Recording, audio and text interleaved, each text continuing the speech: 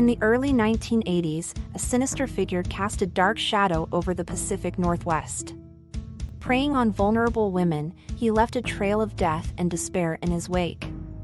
This is the haunting story of the Green River Killer, a remorseless serial murderer who eluded capture for nearly 2 decades and was convicted of 49 separate murders. Welcome to Crime Quickie, where we explore the captivating world of crime stories. We're your hosts, Paige Turner and Lucy Furr. In today's episode, we will take a look at the chilling case of the Green River Killer, a notorious serial killer who claimed the lives of at least 49 victims, and potentially many more. Join us as we delve into the twisted mind of Gary Ridgway and examine the tireless efforts of law enforcement to bring him to justice. To fully comprehend the horror of the Green River Killer's crimes, we must first explore the background of the man behind them, Gary Leon Ridgway. Born in Salt Lake City, Utah, on February 18, 1949, Ridgway grew up in a turbulent household. His father was a bus driver who often spoke ill of women, while his mother was a domineering and abusive figure. These early experiences likely contributed to Ridgway's disturbed view of women and the development of his sadistic tendencies. As a teenager, Ridgway began to show signs of his future criminal behavior. He had a troubling fascination with death and had already started to engage in acts of violence, such as attempting to drown a young boy. Despite his unsettling pastimes, Ridgway appeared to be an average young man to those around him. He graduated from high school in 1969 and went on to work various jobs, including a stint in the Navy and a long-term position at a truck painting company. Ridgway's seemingly normal facade hid his dark secrets well. He married 3 times and was a father, but his personal relationships were marred by infidelity and his insatiable appetite for prostitutes. Little did anyone know that Ridgway was about to embark on a murderous rampage that would span nearly 2 decades and claim the lives of dozens of innocent victims.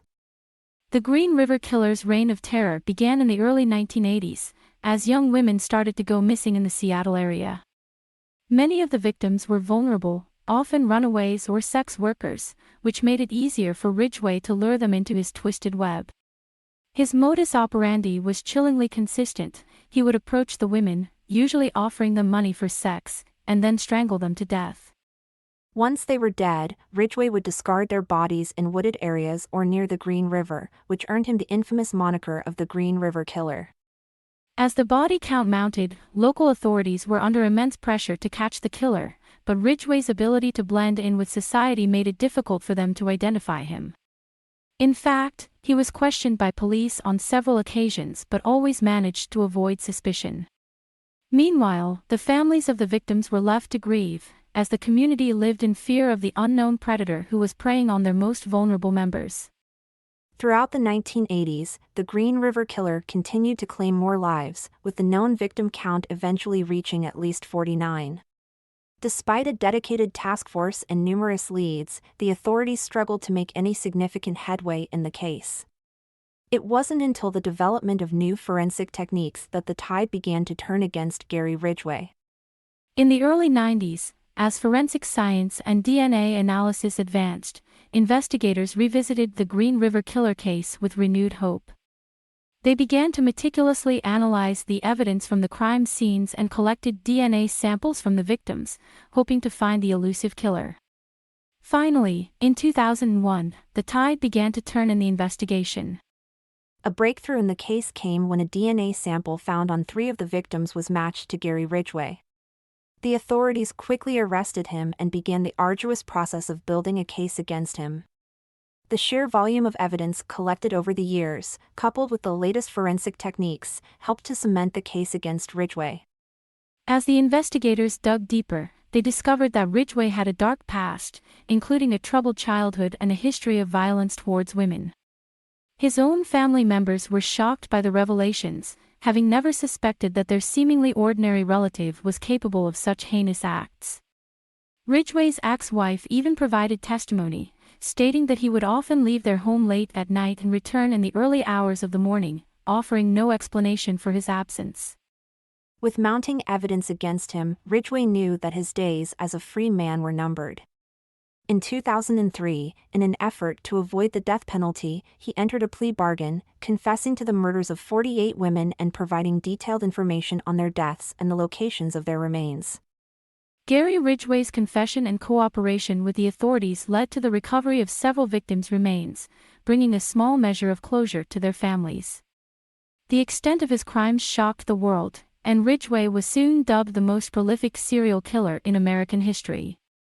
In December 2003, Ridgway was sentenced to 48 consecutive life sentences without the possibility of parole, plus an additional 480 years for tampering with evidence. He was spared the death penalty as part of his plea agreement. Ridgway is currently serving his time at the Washington State Penitentiary, where he will spend the rest of his days. Although the Green River Killer was finally brought to justice, the haunting legacy of his crimes still lingers. Over the years, Ridgway has confessed to additional murders, and authorities believe that he may be responsible for even more unsolved cases. However, without concrete evidence or Ridgway's cooperation, it is unlikely that the true extent of his killing spree will ever be known. The Green River Killer case serves as a stark reminder of the terrifying darkness that can hide in plain sight. For nearly 2 decades, Gary Ridgway evaded capture, leaving a trail of devastation in his wake.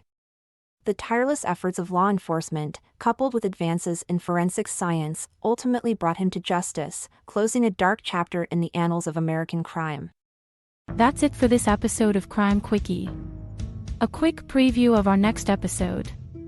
In the 1970s and 80s, a terrifying figure cast a dark shadow over the state of California. Known as the Golden State Killer, this elusive criminal committed a series of home invasions, brutal rapes, and gruesome murders, striking fear in the hearts of Californians for over a decade. Even more chillingly, the case remained unsolved for decades until a breakthrough finally led to his capture.